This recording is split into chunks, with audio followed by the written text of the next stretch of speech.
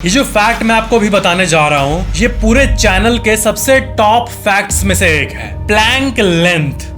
विज्ञान में Planck length नाम की एक चीज होती है। अब कोई चीज को हम लोग कितने छोटे लेवल पे ऑब्जर्व कर सकते हैं, जैसे कि जूम कर करके एटम्स को भी आप देख पाओगे, इलेक्ट्रॉन प्रोटॉन न्यूट्रॉन ऑर्बिट कर रहे इसको देख पाओगे, और जूम करोगे तो स्ट्रिंग्स को देख पाओगे, और जूम करोगे तो जो मैक्सिमम जूम कितना पॉसिबल है अकॉर्डिंग टू साइंटिस्ट्स, तो वो मैक्सिमम पॉइंट जो कि सेंस बनाता है विज्ञान के लिए उसको कहते हैं प्लैंक लेंथ। अब उसको विजुअलाइज करना क्या है कि बहुत ही हार्ड है, तो उसको कैसे विजुअलाइज करें, इस लेंथ को इमेजिन करना इम्पॉसिबल है कि ये कितना छोटा होता है। लेकिन अब आप इसको सुनो, अगर आप एक एटम को लो, मतलब एटम सबसे छोटा माना जाता है पार्टिकल जनरल सेंस में, एटम को लो, एटम के अंदर चलते हैं हम लोग, और इसको ध्यान से सुनो, आपका बॉडी का जो लेंथ है और इस ब्रह्मांड का जो साइज है 93 बिलियन लाइट ईयर्स चौड़ा, तो उसी एक छोटे एटम को हम लोग को यूनिवर्स मानना होगा। और तो कंपैरिजन के लिए बताऊं तो रियल लाइफ में मौजूद एक छोटे एटम को लो और उस एक एटम को एक 95 बिलियन लाइट ईयर चौड़ा एक यूनिवर्स मानो। एक एटम अगर एक यूनिवर्स है तो उस एटम के अंदर जो एक नॉर्मल पेड़ का साइज होगा वो होता है प्लैंक लेंथ। मतलब हमारा यूनिवर्स का साइज कंपेयर्ड टू एक नॉर्मल पेड़ का साइज, तो एक एटम का साइज, और उसमें इतना जूम करो और एटम को हम लोग एक यूनिवर्स मान ले बड़ा सा 95 बिलियन लाइट ईयर्स, तो उसके रेशियो में जो एक छोटा सा पेड़ आएगा, जो कि हमारे यूनिवर्स का जो रेशियो है यूनिवर्स इज टू पेड़ उतना होगा। एक एटम को आप हमारे पूरे यूनिवर्स जितना चौड़ा कर दो, अब हो गया एटम हमारे यूनिवर्स इतना चौड़ा, तो हमारे यूनिवर्स का साइज एक पेड़ का साइज कितना बड़ा है यूनिवर्स, वैसे एक प्लैंक लेंथ का साइज जो है वो एक एटम में उतना होता है। रेजोनेंस साइंस का आप ये आर्टिकल देखो, इसमें टर्निंग मैटर इनविजिबल के बारे में कहा गया है, मतलब चीजों को गायब करना। ये जो चीज है ना कि मेरे पास अगर एक कोई चीज है और उसको मैं इनविजिबल करना चाहूं या अपने आप को मैं इनविजिबल करना चाहूं ताकि मैं दिखूं ही ना, तो इस साइंस में थोड़ा सा ब्रेक थ्रू मिला है वैज्ञानिकों को। इस आर्टिकल में आप देख सकते हो कि MIT के वैज्ञानिक एक क्वांटम एक्सपेरिमेंट कर रहे हैं जिसको कहते हैं पॉली ब्लॉकिंग। पॉली ब्लॉकिंग में एटम को कूल करके स्क्वीज किया जाता है, और जितना कूल किया जाता है एब्सोल्यूट जीरो के पास लाया जाता है उतना वो गायब होने लगता है। और इसके मशीन्स को आप देख सकते हो अपने स्क्रीन पे। ये फिजिक्स का एक नया फेनोमेनन है, पॉली ब्लॉकिंग इसको कहा जाता है। क्या आपको पता है कि दुबई का एक बिजनेसमैन अंटार्कटिका से एक बर्फ को लाना चाहता है, ट्रांसपोर्ट करना चाहता है, और उसको अपने वाटर बॉडी के पास रखना चाहता है ताकि वहां के लोगों को फ्रेश वाटर मिल सके। इस चीज से रिलेटेड आप आर्टिकल को अपने स्क्रीन पे देख सकते हो। अब्दुल्ला अल शही ये बिलीव करते हैं अंटार्कटिका से अरेबियन गल्फ में ये लिटरली एक आइसबर्ग को टो करना चाहते हैं। अब देखते हैं कि ये इसमें सफल हो पाते हैं या नहीं।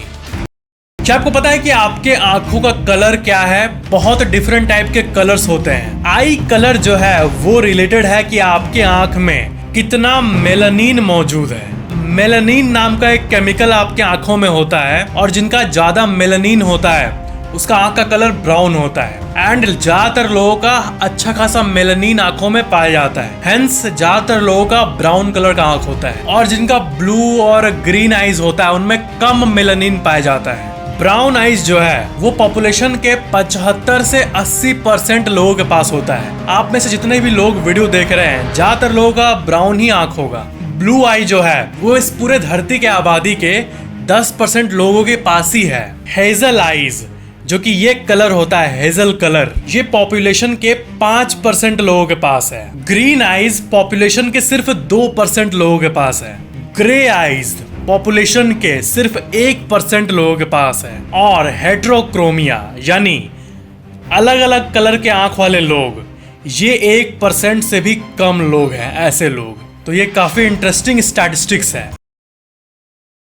देखो, एक इंटरेस्टिंग सा टाइमलाइन मैं आपको बताता हूँ हमारे यूनिवर्स के बारे में कि जब यहाँ पे कुछ भी नहीं था ब्रह्मांड में, तब बिग बैंग से शुरुआत हुई थी। तो शुरू से लेकर एस्टिमेट ये किया गया है कि 3 मिनट तक सब कुछ डार्क था इस यूनिवर्स में। 3 मिनट तक कुछ भी लाइट वगैरह नहीं था हमारे ब्रह्मांड में, प्योर डार्कनेस। इसको द डार्क एरा कहा गया। फिर स्लोली लाइट फॉर्म किया और इलेक्ट्रॉन, प्रोटॉन, न्यूट्रॉन जैसी चीजें बनी और लगभग 3 लाख साल बाद ये इलेक्ट्रॉन, प्रोटॉन, न्यूट्रॉन आपस में आके फर्स्ट एटम बनाए, हीलियम और हाइड्रोजन का। और बिग बैंग से लेकर अभी तक 1380 करोड़ साल बीत चुके हैं। और जब से ये ब्रह्मांड बना, जब कुछ भी नहीं था फिर कुछ बना, और अब 1380 करोड़ साल बीत चुके हैं। और उसी यूनिवर्स में एक इलेक्ट्रॉन, प्रोटॉन, न्यूट्रॉन जो कि शुरुआत से लेके अभी तक था, वो बंच ऑफ इलेक्ट्रॉन, न्यूट्रॉन और प्रोटॉन अब इंसान के रूप में है, जो कि मेरा वीडियो देख रहा है, जो कि आप हो। बहुत डीप बात है ये। और एक ब्यूटीफुल सा पर्सन जो कि एक ब्यूटीफुल से प्लैनेट पे है, जो कि एक ब्यूटीफुल से स्टार को ऑर्बिट करता है, वो पर्सन एक वीडियो देख रहा है और वो आप हो। मतलब इस ब्रह्मांड की उत्पत्ति से लेकर अभी तक इस चीज को अगर हम लोग डीपली थिंक करें तो ये बहुत ही एस्टोनिशिंग फील होता है। क्या आपने कभी CRISPR के बारे में सुना है? CRISPR एक जीन एडिटिंग टेक्निक होता है। मतलब आपके बॉडी में जीन्स है ना, आप कैसा एक्ट करते हो, आप क्या हो, आपका सोच किस तरह का है, आपका बिहेवियर किस तरह का है, आपका मूड किस तरह का है, ये सब बॉडी का जो जीन्स है वो तय करता है। बहुत इंपॉर्टेंट चीज है ये। तो जीन एडिटिंग एक्चुअली में एक टेक्निक होती है जो कि जिसमें वैज्ञानिक जो है वो मॉडिफाई कर पाते हैं और इससे म्यूटेंट बना पाते हैं, जैसे चाहे वैसा इंसान। ये काफी नई टेक्नोलॉजी है जिस पे रिसर्चेस चल रही है। क्या है कि आपका आई का कलर क्या होगा, आपका बाल किस तरह का होगा, आपके बोन का डेंसिटी क्या होगा। इनफैक्ट ये सारी चीजें, सारे ट्रेड्स जीन में ही मौजूद होते हैं। एंड ये जो CRISPR जो है, ये जीन एडिटिंग टेक्निक, ये one of the biggest scientific breakthroughs in decade माना जाता है। ये एक जीन एडिटिंग टूल है जो कि साइंटिस्ट्स को एक एडिटर बना देती है कि एक इंसान वो कुछ भी एडिट कर सकता है, जैसे चाहे वैसा। किसी को बड़े मसल चाहिए तो वो एडिट कर देंगे, किसी को स्लिम दिखना है तो वो एडिट कर देंगे। गजब टेक्निक है। साइंटिफिक मूवीज में दिखाया जाता है कि वो जीन एडिटिंग कर रहे हैं और कोई सुपर पावर वाला म्यूटेंट डेवलप हो जाता है। तो वो सब तो आगे पता चलेगा कि क्या होगा या क्या नहीं। सन का एक बहुत बड़ा मिस्ट्री है, एक प्रॉब्लम है जिसको कोरोना हीटिंग प्रॉब्लम कहा जाता है। एंड ये वैज्ञानिकों के लिए सबसे बड़े मिस्ट्रीज में से एक है। हम लोग एस्ट्रोफिजिक्स में black holes, galaxies, neutron star, big bang, इन सब चीजों के बारे में बात करते हैं, लेकिन बहुत कम ही लोगों को पता है कि एक बहुत बड़ा मिस्ट्री है जो कि सन के बारे में है। सन का आप ये डायग्राम देखो, सन के जो लेयर्स हैं उसमें जो कोरोना है, आउटर मोस्ट पार्ट, उसका सबसे ज्यादा टेम्परेचर है और अंदर के जो लेयर्स है उसमें कम टेम्परेचर है, जैसे क्रोमोस्फेयर और फोटोस्फेयर। अब ऐसा कैसे हो सकता है कि जो हीट का सोर्स है उसका टेम्परेचर कम हो और उससे दूर जो कोरोना है उसका टेम्परेचर बहुत ज्यादा हो? जैसे जो फोटोस्फेयर है उसका टेम्परेचर 6000 डिग्री सेल्सियस है, क्रोमोस्फेयर का 8000 डिग्री सेल्सियस है, और बाहर का कोरोना जो है वो 2 मिलियन डिग्री सेल्सियस है। मतलब बाहर वाला जो एरिया है वो अंदर से भी ज्यादा हॉट है। तो ये कैसे पॉसिबल है? कोई भी हॉट चीज से जितना दूर जाएंगे उतना टेम्परेचर कम होना चाहिए ना। तो इसका आंसर वैज्ञानिकों ने कहा कि ये एल्फवेन वेव्स के चलते होता है। एल्फवेन वेव्स मैग्नेटिक फील्ड के ऑक्सिलेशंस को कहा जाता है। मतलब एनर्जी जो है वो नीचे से ज्यादा कॉन्सेंट्रेट होके अचानक से ऊपर पहुंच जाती है। कोर जो कि 15 मिलियन डिग्री सेल्सियस है, 1.5 करोड़ डिग्री सेल्सियस से दूर जाते जाते वो 8000 पे आ जाता है और फिर वापस बाहर कोरोना पे आके 20 लाख का एनर्जी एक्यूमुलेट वहां पे रिलीज होता है। ये सिंपलेस्ट लैंग्वेज में आप समझ सकते हो। कुछ ऐसा होता है सन में। क्या आपने कभी रहस्यमयी फर्मी बबल्स के बारे में सुना है? हमारे किसी भी गैलेक्सी को जब आप देखते हो तो उसको आप नॉर्मली ऐसे देखते हो, बट इसके ऊपर और नीचे कुछ एनर्जी एमिट हो रहा होता है, जिसको अगर हम लोग मैप करें तो ऐसे फर्मी बबल्स आएंगे। ये लाखों लाइट ईयर दूर तक फैले होते हैं, ये फर्मी बबल्स। फर्मी बबल्स को अगर हम लोग ऑब्जर्व करें तो वो कुछ ऐसा दिखेगा। अब बात ये है कि गैलेक्सीज के ऊपर और नीचे फर्मी बबल्स होते हैं, ये तो पता है वैज्ञानिकों को कि वहां पे ज्यादा गामा रेज प्रेजेंट होता है और ये पाया गया है। लेकिन ये कहा गया है कि ये जो हर गैलेक्सी के बीच में सुपर मैसिव ब्लैक होल होता है उससे रिलीज होता है। क्या आपने कभी लैग्रेंज पॉइंट के बारे में सुना है? इसको कहते हैं स्पेस का पार्किंग। जैसे ये बहुत ही ज्यादा इंटरेस्टिंग सी चीज है। आप अगर स्पेस में कोई भी चीज को रख के आप आ जाओ, फिर धरती पे 10 साल बिताओ, फिर वहीं पे जाओ आप स्पेस के उसी जगह पे, तो क्या वहां पे वो चीज रहेगी?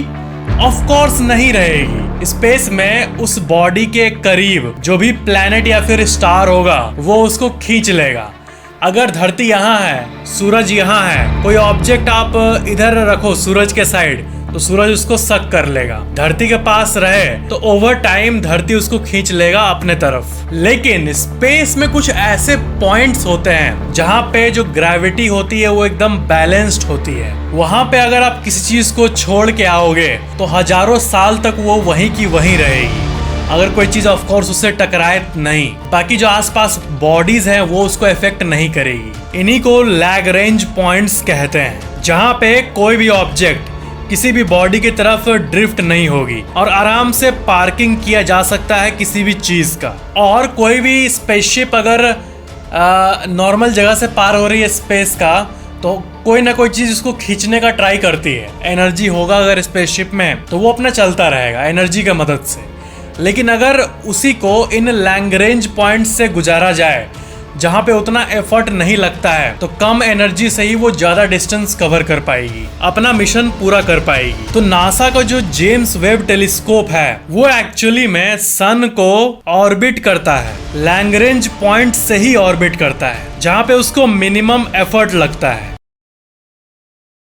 सांपों के आई लिड्स नहीं होते हैं, तो वो सोते कैसे हैं? तो जी हाँ, सांपों के आई लिड्स नहीं होते हैं, तो टेक्निकली वो अपना आंख नहीं बंद कर सकते, लेकिन तब भी उनके आंखों में एक लेयर होता है, ट्रांसपेरेंट सा लेयर, जो कि उनके आंखों को बचाता है। इसका मतलब सांप आंखों को खोल के ही सोते हैं, लेकिन ऐसी बात नहीं कि उनके आंखों को प्रोटेक्ट करने के लिए कोई लीड नहीं है। लीड है और वो प्रोटेक्ट करती भी है। आपको पता है इस दुनिया में टोटल 3000 सांपों के प्रजाति है, डिफरेंट टाइप्स ऑफ स्नेक है। अब भयंकर कोबरा और ये सब को माना जाता है, लेकिन टोटल वैरायटी की बात करें तो 3000। और स्नेक्स का तो नाक भी नहीं होता है। स्नेक्स अपने टंग से स्मेल करते हैं। स्नेक्स अपने जीभ से चीजों को सूंघते हैं। ये एक अमेजिंग फैक्ट है।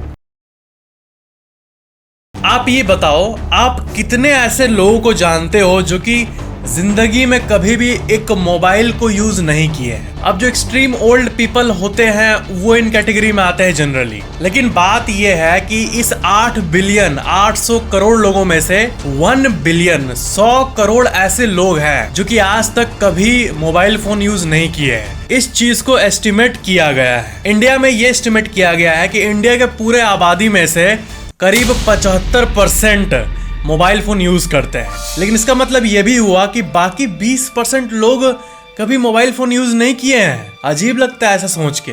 और पूरे दुनिया में 100 करोड़ लोग यूज नहीं किए हैं। 8 बिलियन में से 1 बिलियन कभी भी यूज नहीं किए हैं। और इंटरनेट की बात करें, मुझे अजीब लगता है ये सोचने में कि यूट्यूब और इंटरनेट, इसके बारे में बहुत लोग नहीं जानते हैं। तो वॉशिंगटन पोस्ट का आप ये आर्टिकल देखो, ये एस्टिमेट किया गया है कि करीब पूरे पॉपुलेशन में से 3 बिलियन लोग कभी इंटरनेट के बारे में मतलब सुने ही नहीं है। अवेयरनेस ही नहीं है, अवेयर नहीं है। 3 बिलियन में से तो 1 बिलियन स्मार्टफोन तक नहीं देखे हैं और बाकी 2 बिलियन जस्ट कॉलिंग के लिए यूज करते हैं। और टोटल 3 बिलियन ऐसे लोग निकले जो कि इंटरनेट को कभी भी नहीं देखे हैं। कितनी अजीब सी बात है। ऐसा सोच के लगता है कि यूट्यूब और इंटरनेट ये सब चीज़ के बारे में नहीं जानता है। ऐसा मतलब वो कितने कम अवेयरनेस में होगा।